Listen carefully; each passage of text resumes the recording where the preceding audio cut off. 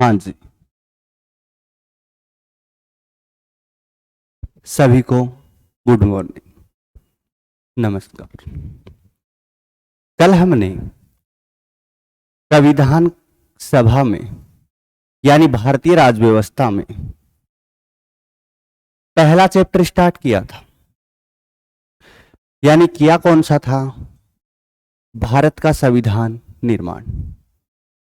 उसमें थोड़ी बहुत तो भूमिका रूपरेखा पढ़ चुके थे कि भारत में संविधान की मांग कब होती है तथा भारतीय संविधान निर्माण में ब्रिटिश सरकार प्रयास क्या करती है।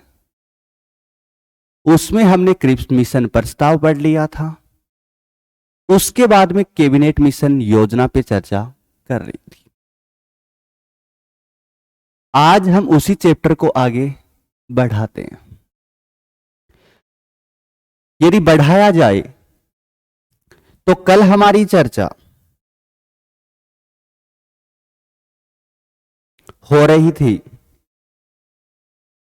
और चर्चा में हमारे लिए शामिल था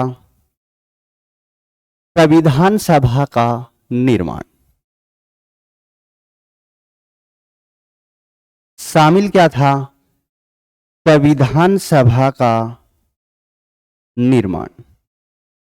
चैप्टर लिख रहा हूं, क्या लिख रहा हूं? संविधान सभा का निर्माण। संविधान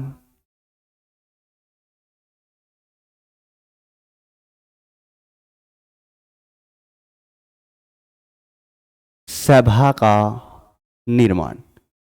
चर्चा आज करेंगे इस चैप्टर पे कि जो भारतीय संविधान सभा का निर्माण हुआ वो किस प्रकार किया जाता है, यानी भारतीय संविधान सभा का निर्माण। यदि बात की जाए इसकी भारतीय संविधान सभा के निर्माण की, तो पहली बात तो सामने यह आती है कि जो भारतीय संविधान सभा का गठन किया गया, यानी जो भारतीय संविधान सभा का निर्माण हुआ, वो भारतीय संविधान सभा का निर्माण कैबिनेट मिशन योजना के आधार पे होता है। कैबिनेट मिशन योजना के आधार पे भारतीय संविधान सभा बनाई जाती है, यानी इसके आधार पे भारतीय संविधान सभा तथा भारतीय संविधान का निर्माण किया जाता है। यानी पूछा जाए भारतीय संविधान तथा भारतीय संविधान सभा का निर्माण किस योजना के आधार पे होता है, तो भारतीय संविधान सभा बनी उसका आधार रखा गया कैबिनेट मिशन योजना के आधार पे। इसके बाद में चर्चा की जाए, जो कैबिनेट मिशन योजना थी उसने कहा कि जो भारतीय संविधान सभा बनाई जाए उसमें जो सदस्य संख्या होगी, क्या होगी? सदस्य संख्या वो 389 होगी। यानी कैबिनेट मिशन योजना के आधार पर भारतीय संविधान सभा की सदस्य संख्या कितनी होती है? 389 निश्चित की जाती है। कि भारतीय संविधान सभा की सदस्य संख्या कितनी थी? कैबिनेट मिशन योजना के आधार पर 389 होती है। इसके बाद में कैबिनेट मिशन योजना ने कहा कि जो भारतीय संविधान सभा का निर्माण होगा उसकी जो सदस्य संख्या है 389, उसका भी भारतीय संविधान सभा की सदस्य संख्या का भी विभाजन किया जाता है। सदस्य संख्या का भी कैबिनेट मिशन योजना के आधार पर क्या हुआ था? विभाजन हुआ था। और इन्होंने कहा कुछ तो भारत में क्या है? ब्रिटिश प्रांत हैं, कुछ तो क्या है भारत में? ब्रिटिश प्रांत। दूसरा का भारत में कुछ हैं देसी रियासत, देसी रियासत। तथा तीसरा कहा भारत में कुछ हैं केंद्र शासित प्रदेश, केंद्र शासित प्रदेश। पढ़ क्या रहे हैं? कैबिनेट मिशन योजना की सिफारिशें पढ़ रहे हैं। कैबिनेट मिशन ने कहा कि सदस्य संख्या तो कितनी होगी? 389 होगी, लेकिन उसको 3 भागों में बांट दिया जाता है और कहा जाता है कि सदस्य संख्या कितनी होगी? 389। उसमें ब्रिटिश प्रांत, देशी रियासत तथा केंद्र शासित प्रदेश होंगे। इन्होंने कहा जो ब्रिटिश प्रांत हैं उनके लिए तो 292 सीटें होंगी, ब्रिटिश प्रांतों को तो 292 सीट, देशी रियासतों को 93 सीटें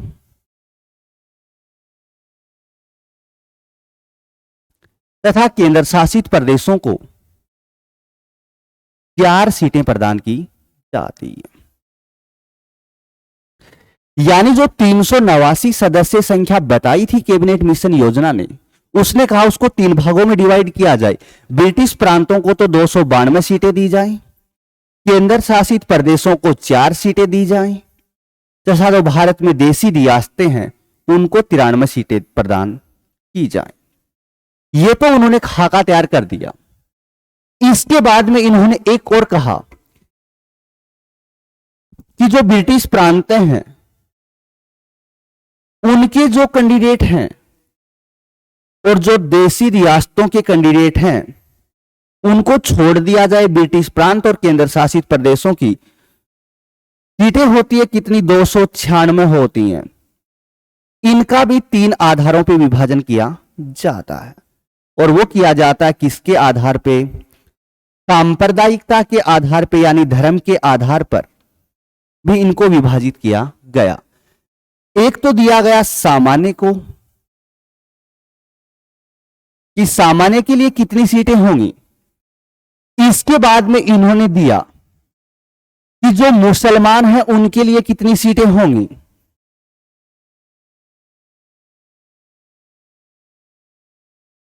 तथा जो सिख समुदाय है इनके लिए कितनी सीटें।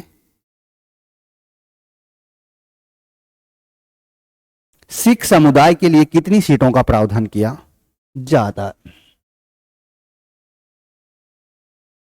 कौन सा समुदाय? सिख समुदाय।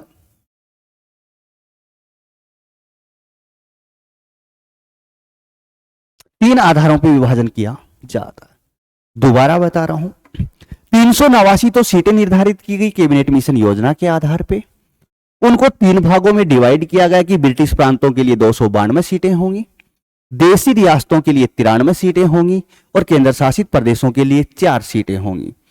लेकिन जो संविधान सभा की केंद्र शासित प्रदेशों की 4 सीटें और ब्रिटिश प्रांतों की 292 सीटें, यानी कुल 296 सीटों को भी कैबिनेट मिशन योजना के आधार पर सांप्रदायिकता के आधार पर बांटा गया। सामान्य, मुस्लिम समुदाय और सिख समुदाय के लिए इन्होंने कहा 213 सीटें तो सामान्य के लिए होंगी, 213 सीटें तो सामान्य के लिए, मुसलमानों को 73 सीटें प्रदान की गई तथा सिख समुदाय को 4 सीटें प्रदान की जाती हैं। 213 सीटें तो सामान्य वर्ग को दी गई हैं तथा मुसलमानों को 73 सीटें प्रदान की जाती है तथा सिख समुदाय को कितनी? 4 सीटें दी जाती हैं। इसके बाद में इन्होंने यह भी कह दिया कि जो भारतीय संविधान सभा का निर्माण होगा उसके लिए निर्वाचन होगा, कि भारतीय संविधान सभा बनाई जाए उसके लिए क्या किया जाएगा? निर्वाचन होगा। भारतीय संविधान सभा के लिए क्या किया जाएगा? निर्वाचन किया जाएगा। और इन्होंने कहा जो निर्वाचन होगा उसमें एक प्रावधान कर दिया कि निर्वाचन के लिए फेर प्रणाली काम में ली जाएगी, यानी भारतीय संविधान सभा का निर्वाचन आनुपातिक प्रतिनिधित्व की एकल संक्रमणीय मत प्रणाली के आधार पर हुआ था। कैबिनेट मिशन ने कहा कि जो भारतीय संविधान सभा का निर्वाचन किया जाए उसमें आनुपातिक प्रतिनिधित्व प्रणाली, यानी उसी का उपनाम है हेर प्रणाली, क्योंकि ये आनुपातिक प्रतिनिधित्व की एकल संक्रमणीय मत प्रणाली थॉमस हेयर ने दी थी। इस कारण थॉमस हेयर को तो इसका जनक कहा जाता है तथा इस प्रणाली को हेयर प्रणाली के नाम से जाना जाता है। जनक कहा जाता है थॉमस हेयर को, तथा इस प्रणाली को इसी कारण हेयर प्रणाली के नाम से जाना जाता है। तथा कैबिनेट मिशन ने यह भी कहा कि यदि 10 लाख की जनसंख्या होगी, 10 लाख की जनसंख्या पर एक कैंडिडेट निर्वाचित होके आएगा, यानी 10 लाख की जनसंख्या पर एक कैंडिडेट का निर्वाचन होगा। तथा कैबिनेट मिशन ने कह दिया कि 10 लाख की जनसंख्या होगी, वहां पर एक कैंडिडेट निर्वाचित होकर आएगा भारतीय संविधान सभा में। इस कारण भारतीय संविधान सभा का क्या हुआ था, निर्वाचन हुआ था। यदि कहीं लाइन दी जाए भारतीय संविधान सभा का निर्वाचन हुआ था, तो मेरे भाई कैबिनेट मिशन योजना के आधार पे हेयर प्रणाली को काम में लेते हुए भारतीय संविधान सभा के लिए निर्वाचन होता है। लेकिन हमने पढ़ा क्या कि जो भारतीय संविधान सभा की सदस्य संख्या थी, भारतीय संविधान सभा की सदस्य संख्या थी, वो तो 389 होती है। अभी हमने चर्चा की है, जैसे कि पढ़ा है कि भारतीय संविधान सभा की सदस्य संख्या कितनी है, 389 होती है। लेकिन भारतीय संविधान सभा की ब्रिटिश प्रांतों की तो 292 सीटें और केंद्र शासित प्रदेशों की 4 सीटें, यानी कुल मिलाकर ब्रिटिश प्रांतों की तो 292 सीटें तथा केंद्र शासित प्रदेशों की 4 सीटें, यानी कुल 296 सीटों के लिए भारतीय संविधान सभा के लिए निर्वाचन होता है। यानी मतलब क्या निकला कि देशी रियासतें हैं, उनकी सीटों पे मतदान नहीं होता। चुनाव कितनी सीटों पे हुआ था, 296 सीटों के लिए। केंद्र शासित प्रदेशों की तो 4 सीटें थी और देशी रियासतों को छोड़ दिया जाए तो ब्रिटिश प्रांतों की 292 सीटें थी। इनके लिए भारतीय संविधान सभा के लिए निर्वाचन होता है। और जो निर्वाचन हुआ था उसमें भाग किसने लिया, तो मेरे भाई एक नाम लिख रहा हूं, प्रांतीय विधानमंडल। प्रांतीय विधानमंडलों द्वारा भारतीय संविधान सभा का निर्वाचन किया जाता है। प्रांतीय विधानमंडलों द्वारा निर्वाचित थी भारतीय संविधान सभा। कितनी सीटें, 296 सीटें। जब चुनाव हुआ तो नतीजा बहुत ही भयंकर सामने आया। भारतीय राष्ट्रीय कांग्रेस को इन चुनावों में काफी सफलता मिली। सबसे ज्यादा सीटें इन चुनावों में 208 सीटें भारतीय राष्ट्रीय कांग्रेस को मिलती हैं तथा 73 सीटें मुस्लिम लीग को मिलती हैं तथा 15 सीटें अन्य पार्टियों को मिलती हैं। यानी 296 सीटें थी, इनमें से 208 तो कांग्रेस को मिली, 73 सीटें मुस्लिम लीग को मिली तथा 15 सीटें अन्य पार्टियों को मिली। तो अली मोहम्मद जीना ने बहिष्कार कर दिया भारतीय संविधान सभा का। अली मोहम्मद जीना ने क्या कहा कि हमें बहुमत नहीं मिला है, इस कारण हम भारतीय संविधान सभा का हिस्सा नहीं बनेंगे। तो मुस्लिम लीग ने भारतीय संविधान सभा का इन चुनावों के आधार पर बहिष्कार किया था। इसके बाद में चर्चा की जाए,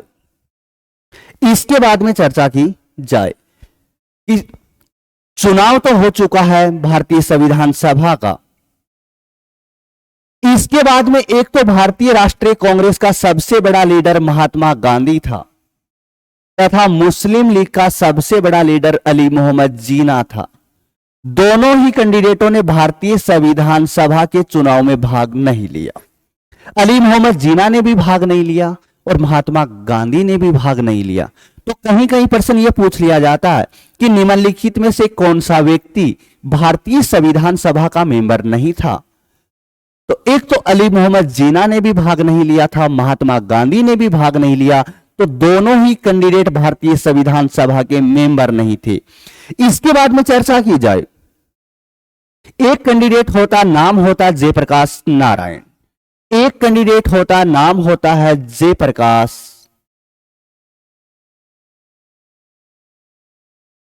नारायण तथा एक कैंडिडेट होता है तेज बहादुर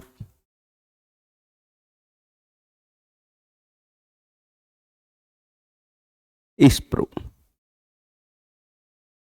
पहले तो यह बताया है कि अली मोहम्मद जीना भी भारतीय संविधान सभा का मेंबर नहीं था तथा महात्मा गांधी भी भारतीय संविधान सभा का मेंबर नहीं होता है। इसके बाद में लिखा है एक तो था जेपी नारायण तथा एक था तेज बहादुर सप्रू।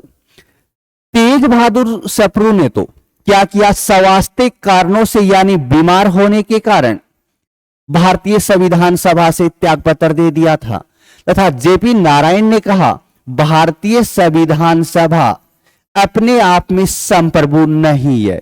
इस कारण जेपी नारायण ने भी भारतीय संविधान सभा की सदस्य संख्या ग्रहण नहीं की थी। तो दोनों प्रश्न याद रखने हैं। स्वास्थ्य कारणों से तो तेज बहादुर सप्रू ने भारतीय संविधान सभा की सदस्यता नहीं ली थी तथा जयप्रकाश नारायण ने कह दिया कि भारतीय संविधान सभा क्या नहीं है, संप्रभु नहीं है। इसके बाद में चर्चा की जाए, चुनाव हो गए, भारतीय संविधान सभा का निर्माण हो गया। इसके बाद में भारत में भेजा जाता है, एक आयोग भेजा जाता है, नाम होता है लॉर्ड, नाम होता है लॉर्ड माउंटबेटन योजना। कैबिनेट मिशन के बाद में भारत में भेजी जाती है, किसको, लॉर्ड माउंटबेटन को भारत का वायसराय बनाकर भेज दिया जाता है। क्योंकि इन चुनाव में मुस्लिम लीग को बहुत कम बहुमत मिला, पढ़ा है हमने 73 सीटें मिली, तो पूरे भारत में सांप्रदायिक दंगे बढ़ने लग गए। इन दंगों को भारतीय राष्ट्रीय कांग्रेस भी शांत नहीं कर पाई और मुस्लिम लीग तो उनको हवा दे रही थी। तो इस कारण ब्रिटिश सरकार ने भारत का वायसराय बना के भेजा, लॉर्ड माउंटबेटन को भेज दिया। और लॉर्ड माउंटबेटन ने ही भारत आते हुए यह कहा कि भारतीय संविधान सभा के लिए इन्होंने सुझाव दिया कि जो भारतीय संविधान सभा है उसका विभाजन कर दिया जाए।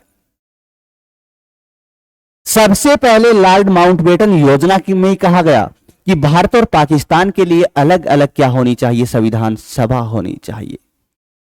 लॉर्ड माउंटबेटन योजना को स्वीकार तो कर लिया गया और पाकिस्तान के लिए अलग संविधान सभा बना दी गई। तो यहां पर एक प्रश्न बना, भारत की अलग बन गई और पाकिस्तान की अलग बन गई। तो पहला प्रश्न तो यही कि भारतीय संविधान सभा का विभाजन किस योजना के आधार पे हुआ था, लॉर्ड माउंटबेटन योजना के आधार पे किया जाता है। यदि ऑप्शन में लॉर्ड माउंटबेटन योजना नहीं दी जाए तो लॉर्ड माउंटबेटन ही भारत आया था 3 जून 1947 को। 3 जून 1947 को लॉर्ड माउंटबेटन भारत आता है। इस कारण इस योजना को 3 जून 1947 की योजना के उपनाम से भी जाना जाता है। तो भारतीय संविधान सभा का विभाजन 3 जून 1947 की योजना के आधार पे या फिर लॉर्ड माउंटबेटन योजना के आधार पे किया जाता है। जो सदस्य संख्या पहले 389 थी उससे घटकर जब विभाजन किया गया 299 हो गई थी। तो लॉर्ड माउंटबेटन योजना के आधार पे भारतीय संविधान सभा की सदस्य संख्या 389 से घटकर 299 हो जाती है। यानी सीधी सीधी बात, संविधान सभा के पुनर्गठन के बाद में भारतीय संविधान सभा की सदस्य संख्या कितनी थी, 299 होती है और कैबिनेट मिशन योजना के आधार पे कितनी थी, 389 थी। इसके बाद में चर्चा की जाए, इसमें अनुसूचित जाति तथा जनजाति यानी अनुसूचित जाति तथा जनजाति को भी इसमें क्या दिया गया, प्रतिनिधित्व दिया गया। यदि बात की जाए अनुसूचित जाति की यानी एससी की, तो भारतीय संविधान सभा में सदस्य संख्या कितनी थी, 26 होती है। भारतीय संविधान सभा में अनुसूचित जाति की संख्या कितनी थी, 26 थी। तथा अनुसूचित जनजाति की सदस्य संख्या पूछी जाए तो 33 होती है। अनुसूचित जाति की तो कितनी होती है, 26 होती है तथा अनुसूचित जनजाति की कितनी होती है, 33। तथा महिलाओं की चर्चा की जाए तो महिलाओं की संख्या कितनी होती है, यानी वुमेन्स की 15 होती है। तीनों आंकड़े हैं, तीनों आंकड़े याद रखने हैं। संविधान सभा में अनुसूचित जाति की सदस्य संख्या 26, अनुसूचित जनजाति की 33, महिलाओं की कितनी होती है, 15। और भारतीय संविधान सभा की एक देशी रियासत थी, उसने भारतीय संविधान सभा का बहिष्कार किया था, वो हैदराबाद होती है। उसने भारतीय संविधान सभा में क्या नहीं लिया था, हिस्सा नहीं लिया था। क्लियर है यहां तक? क्या पढ़ा है? केवल भारतीय संविधान सभा का निर्माण पढ़ा है। दोबारा बता देता हूं हमने पढ़ा क्या, एक बार दोबारा चर्चा कर ली जाए। तो हमने ये पढ़ा कि जो भारतीय संविधान सभा का निर्माण होता है वो कैबिनेट मिशन योजना के आधार पर तो किया जाता है। कैबिनेट मिशन योजना के आधार पर भारतीय संविधान सभा की सदस्य संख्या निश्चित की जाती है, कितनी? 389 की जाती है। और कैबिनेट मिशन योजना के आधार पर भारतीय संविधान सभा का विभाजन किया जाता है। वो ब्रिटिश प्रांतों को तो 292 सीटें, देशी रियासतों को 93 सीटें और केंद्र शासित प्रदेशों को 4 सीटें प्रदान की जाती हैं। इसके बाद में जो केंद्र शासित प्रदेश और ब्रिटिश प्रांत है उसकी 296 सीटों को भी सांप्रदायिक आधार पर विभाजित किया जाता है, यानी धार्मिक आधार पर सामान्य को 213 सीटें प्रदान की जाती है, मुस्लिम लीग को 73 सीटें प्रदान की जाती हैं और सिख समुदाय को 4 सीटें प्रदान की जाती हैं। इसके बाद में इन्होंने कहा था कि भारतीय संविधान सभा का क्या होगा? भारतीय संविधान सभा निर्वाचित होगी और जो निर्वाचन किया जाएगा वो आनुपातिक प्रतिनिधित्व की एकल संक्रमणीय मत प्रणाली के आधार पर होगा। इस कारण ब्रिटिश प्रांतों की 292 सीटें, देशी रियासतों की 4 सीटें, यानी कुल 296 सीटों के लिए भारतीय संविधान सभा का आनुपातिक प्रतिनिधित्व की एकल संक्रमणीय मत प्रणाली के आधार पर निर्वाचन होता है तथा प्रांतीय विधानमंडलों द्वारा भारतीय संविधान सभा निर्वाचित होती है। इन 296 सीटों का नतीजा यह आया कि सबसे ज्यादा 208 कांग्रेस को, 73 सीटें मुस्लिम लीग को तथा 15 सीटें अन्य पार्टियों को मिलती हैं। तो होता क्या है? मुस्लिम लीग बहिष्कार करती है भारतीय संविधान सभा का और इसके बाद में ब्रिटिश सरकार ने क्या किया? भारत में भेजा था लॉर्ड माउंटबेटन को, भेजा था 3 जून 1947 को और इस योजना के आधार पर भारतीय संविधान सभा का विभाजन होता है, यानी पाकिस्तान के लिए अलग बना दी जाती है। तो पहले जो सदस्य संख्या कितनी थी? 389 थी। विभाजन के बाद में वो सदस्य संख्या घटकर कितनी हो जाती है? 299 हो जाती है। तो हमें यहां पर यह भी याद रखना है कि भारतीय संविधान सभा का विभाजन किस योजना के आधार पे? लॉर्ड माउंटबेटन योजना के आधार पे, यानी 3 जून 1947 की योजना के आधार पे तो किया जाता है। सदस्य संख्या 389 से घटकर 299 रह जाती है। इसके बाद में हमने चर्चा की कि जो भारतीय संविधान सभा बन गई उसमें अनुसूचित जाति यानी एससी की तो सदस्य संख्या 26 थी तथा एसटी की 33 थी तथा महिलाओं की संख्या कितनी होती है? 15 होती है। तथा इसके बाद में हमने ये भी देखा कि भारतीय संविधान सभा की एकमात्र देशी रियासत हैदराबाद थी जिन्होंने क्या किया?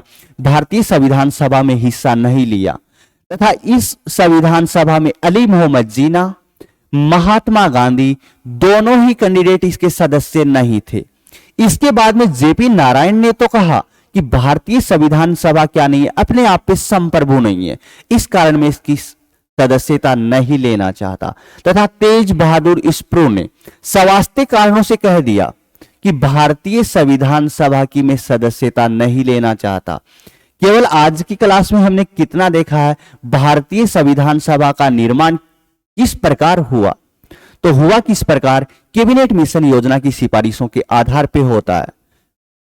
अब इससे आगे कल वाली क्लास में चर्चा करेंगे।